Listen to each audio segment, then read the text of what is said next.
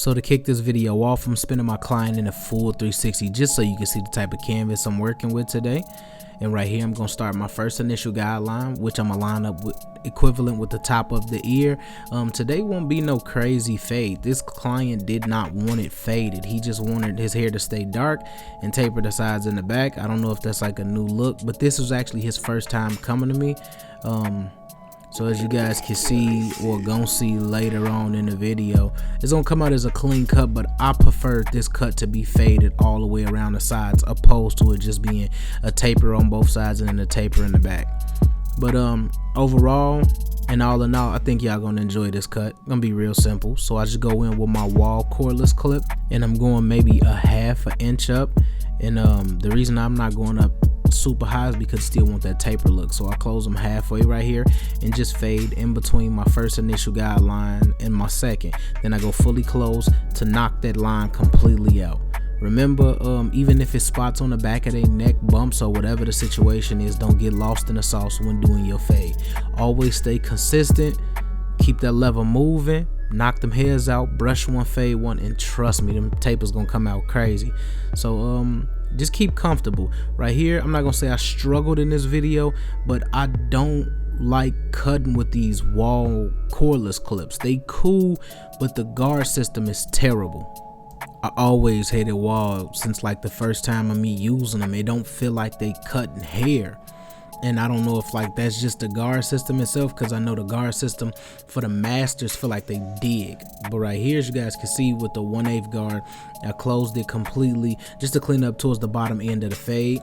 As you guys see, like the back of his head, this would have been perfect to try to imitate that Steph Curry type fade. If I would have went with a low ball line around the sides and lightly faded into it, would have been perfect. But the client only wanted to just do a low taper in the neck area and do a taper on both sides. Tried to talk him into it, but my finessing skills not that crazy no more.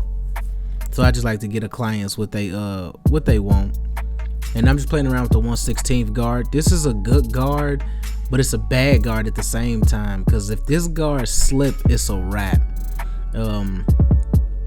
And sometimes this guard don't feel like it's cutting, but then again, I seen YouTubers like Chris Bossio throw this guard on and it's literally the decipher between a good fade and a blurry fade. So I was just playing around with the gray guard just to get used to it.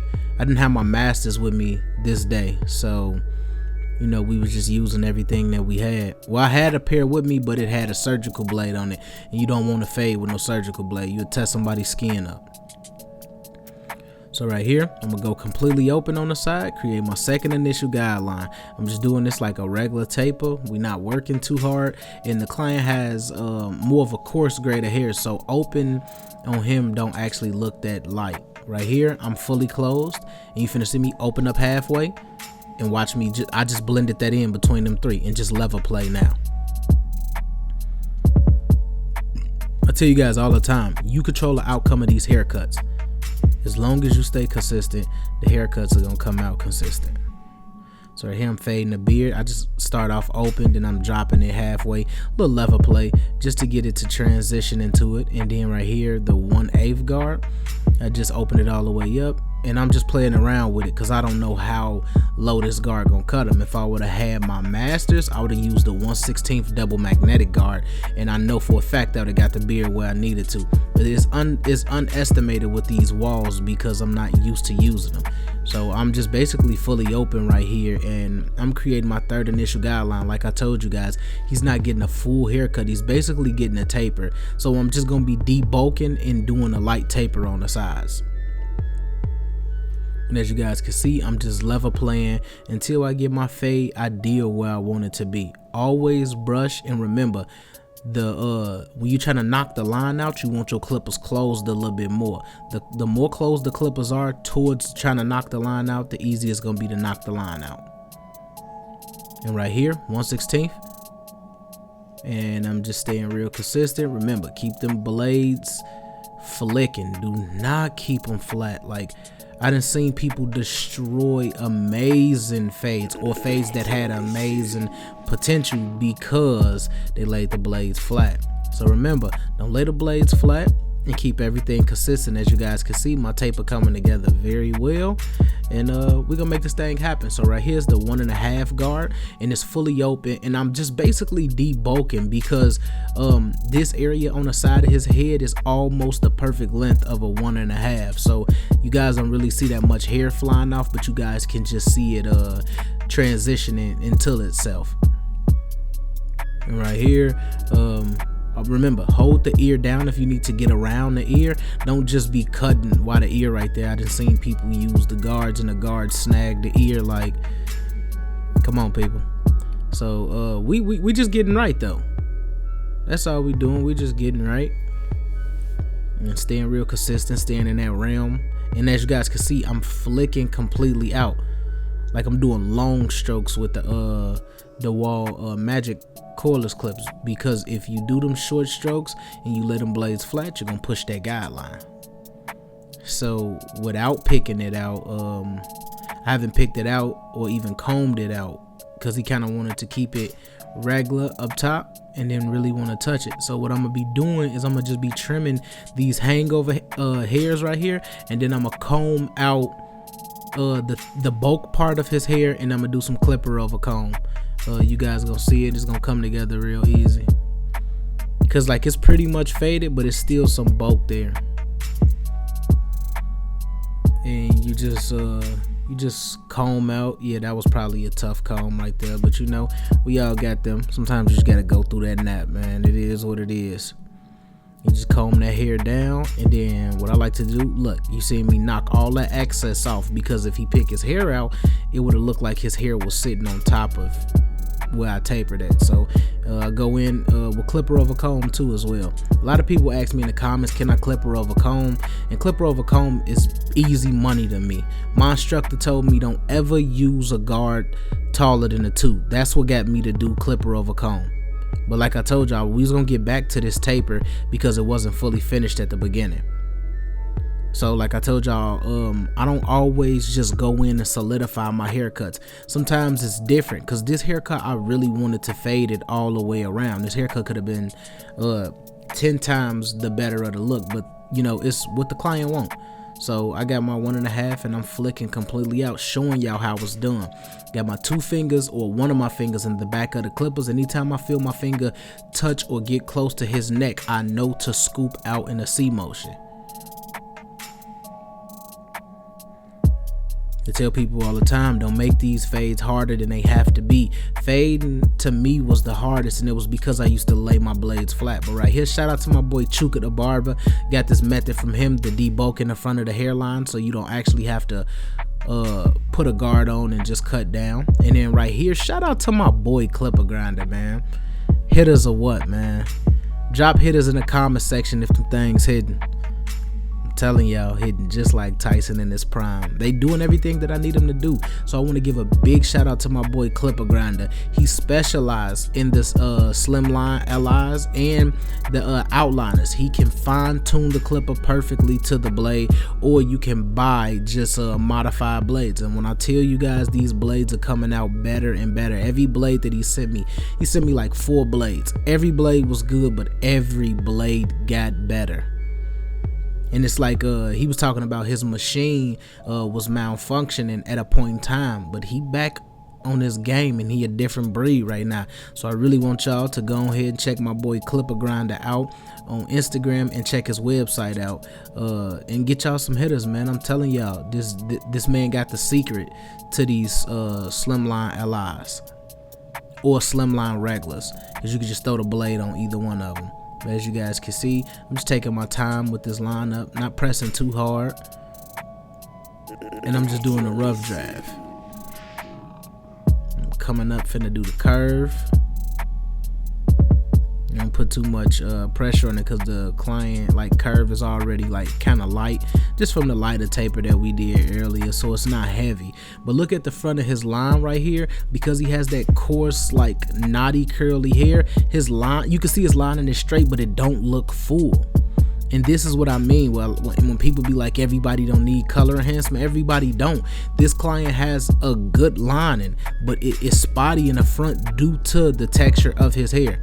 As you guys can see, I'm going in and I'm just putting a small part in. I like to come in at a curve to get a haircut, the illusion, opposed to just set my clippers straight down on the head, then it's a line in a straight line. I like for my lining to curve. You see how it's like curving in the front, but it curves into the actual part. It makes the part look more realistic. And then as you guys can see, I went from one side to the other, drew my line so I can get my bars equivalent.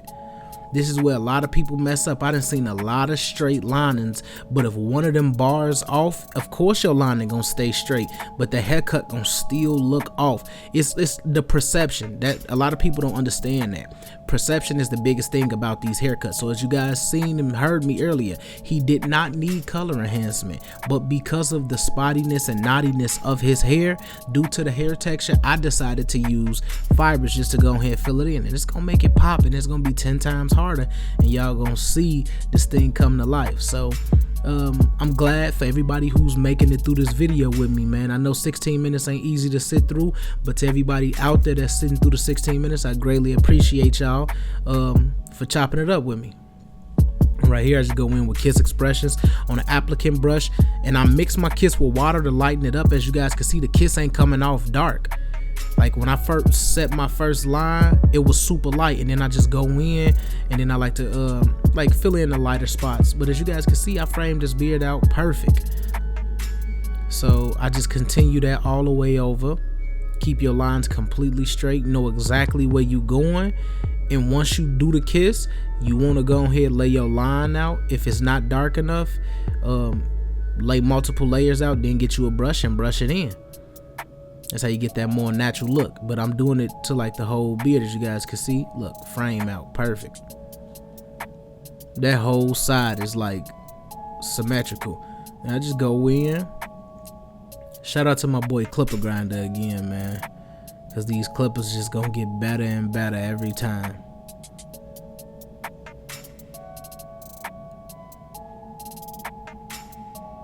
And we're just making it happen, keeping the lines real straight. And once you spray the color enhancement, follow your line up. Like, just follow it up. I flip the clippers over. You want to hit the line two different ways. You want to hit it straight down, then you want to hit it backwards as well too, because that's why a lot of people parts don't be as clean, because they only hit the part one way. You got to hit it 2, 3, 4, maybe 5 different ways at times. Depends how crazy the design is, but it's not a drastic part, so you have to hit it as much. I go in with the Barber Magic Pencil. Want to give a huge shout out to my boy God Bless My Hands TV. I got this method from him. Once you line it up with the color, or you can line it up before the color, but once you do this, you just go in and you frame your work out. Right here, I go in with the Easy Blade premium double razors, man, and look what they do. All you got to do is stretch the skin, pull it right back to the line, and everything just falls into place, man. So I want to give a huge shout out to Easy Blade and their company, man, because they produce amazing products. Remember, always stretch the skin and then hit them with the razor. Easy money, and they just come right together. Do the same thing on the opposite side. Right here, I was hitting one side, but something seemed off. You like to spin them, check it out, come back to it, let's get money. That's how it's done. Like, in order to be symmetrical, you gotta look at both sides at plenty of different angles, because if you only look at it from one angle, somebody else might see it from a different angle, and your lining might be off. So remember, look at it from different angles, and look at the backstroke. That's an OG move right there. Shout out to all of the older barbers. So I go in with some oil sheen and a curl sponge, and I just get this thing all the way together. I just sponge it all the way up, man. So other than that, this was just a clean taper fade on my boy. Let's check his reaction out. All right, let me know what you think, bro. Hey, that's crazy. Yeah, yes sir. Hey, that's crazy. I like that for real. Hey, I'm about to get ooh. So, ooh. Talking about some ooh. Yeah, I like that. I like that. Y'all know what time it is. Hashtag TBT is the big T. Let's get this money.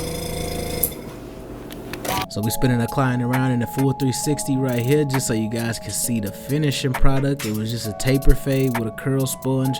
Real clean executive look though, I'd say. It's still a good look.